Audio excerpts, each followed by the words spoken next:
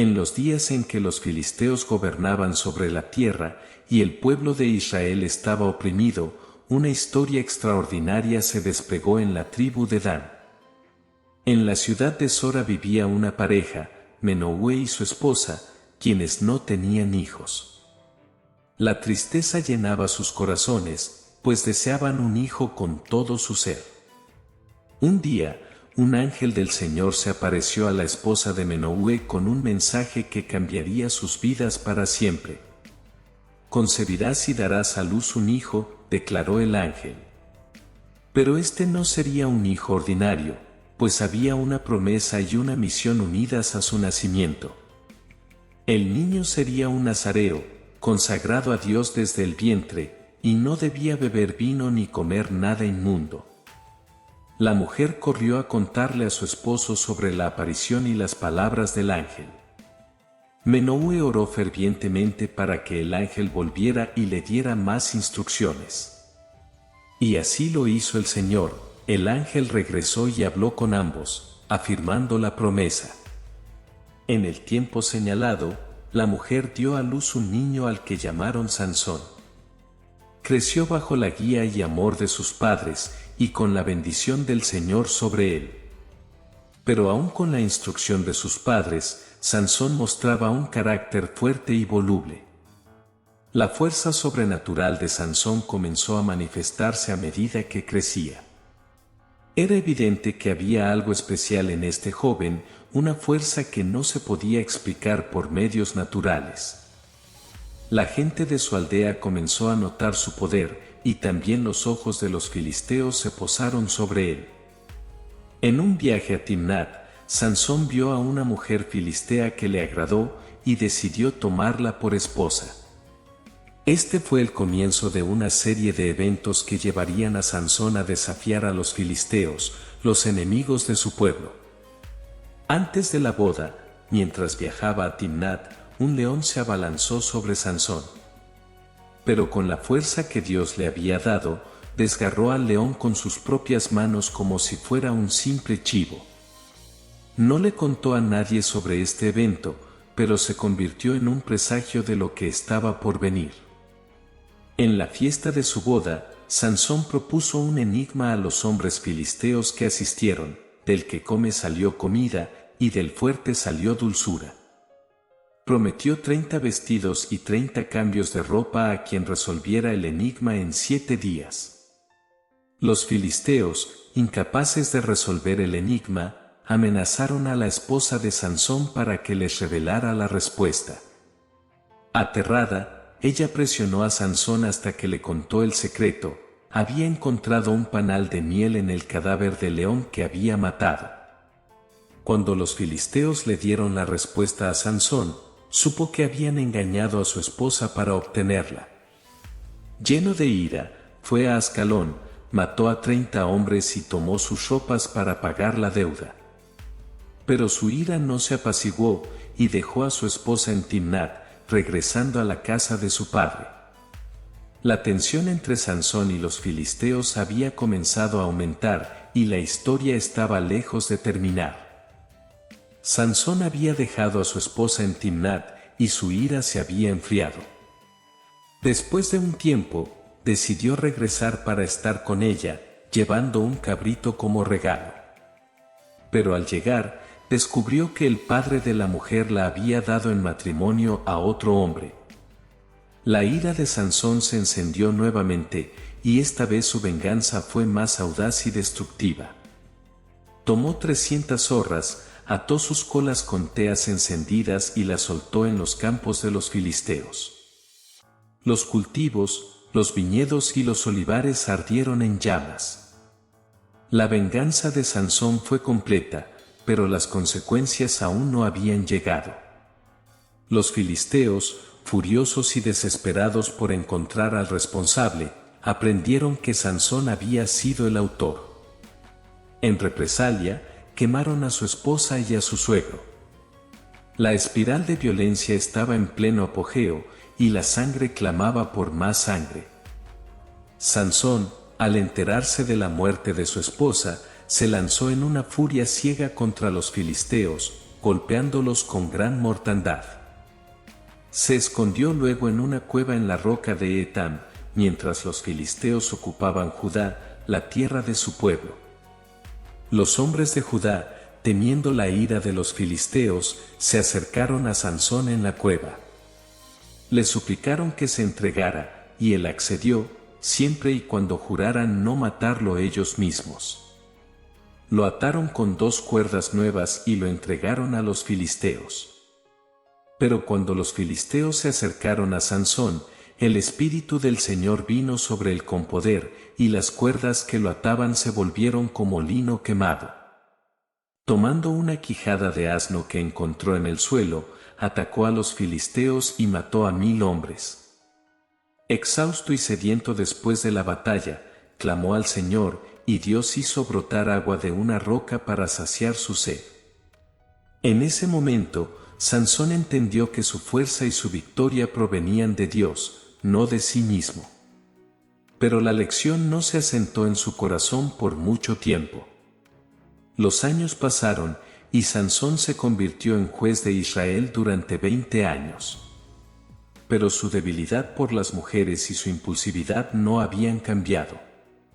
La historia aún no había llegado a su clímax, y un encuentro con una mujer llamada Dalila en el valle de Sorek sería el comienzo de su caída. Dalila era hermosa y astuta, y Sansón quedó cautivado por ella. Los príncipes de los filisteos vieron una oportunidad y ofrecieron a Dalila una gran suma de dinero si lograba descubrir el secreto de la fuerza de Sansón. Dalila, con dulces palabras y persistentes súplicas, comenzó a presionar a Sansón para que le revelara su secreto. Pero Sansón, aunque enamorado, no era tan fácil de engañar. 3 veces le dio respuestas falsas, y 3 veces los filisteos intentaron capturarlo, solo para ser derrotados por su increíble fuerza. Pero Dalila no se rindió y continuó presionando a Sansón, acusándolo de no amarla de verdad, de ocultarle su corazón. Día tras día, noche tras noche, su persistencia y sus lágrimas desgastaron la resistencia de Sansón. Sansón, desgastado por la constante presión de Dalila, finalmente cedió.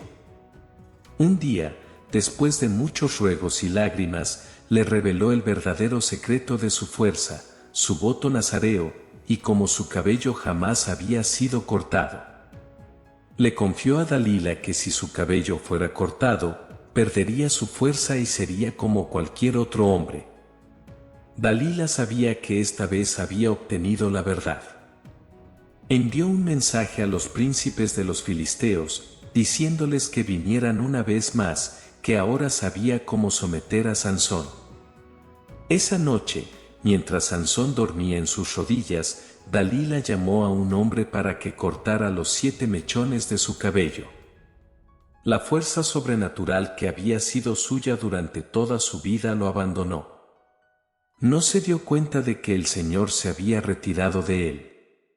Dalila, con fingida preocupación, despertó a Sansón, diciéndole que los filisteos venían. Se levantó como siempre, pensando que sacudiría a sus enemigos una vez más.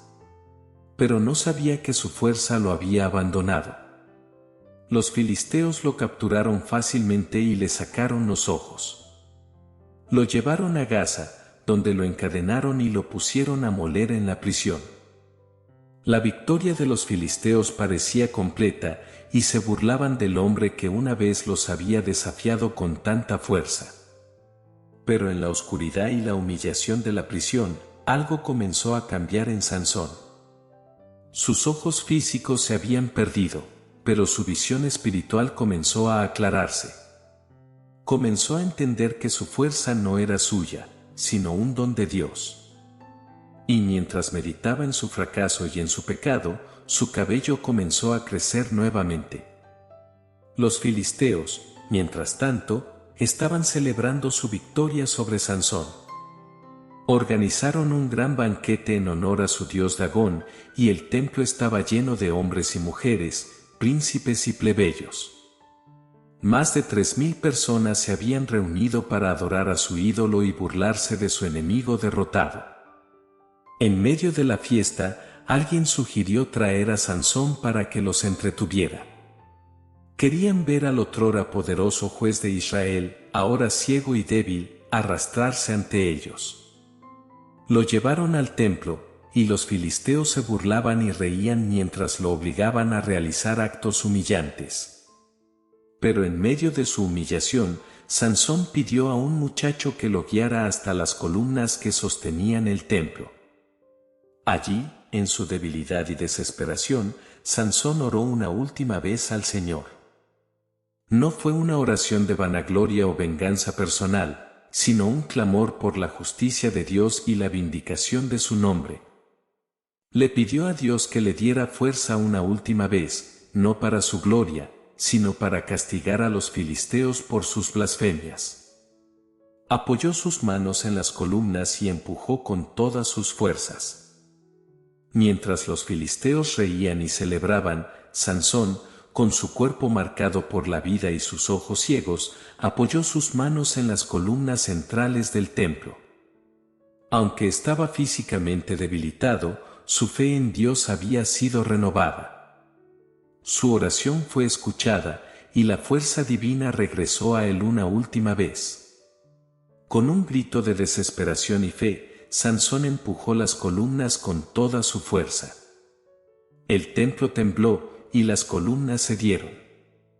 La estructura comenzó a derrumbarse, y los filisteos, en medio de su júbilo, no se dieron cuenta de lo que estaba sucediendo hasta que fue demasiado tarde.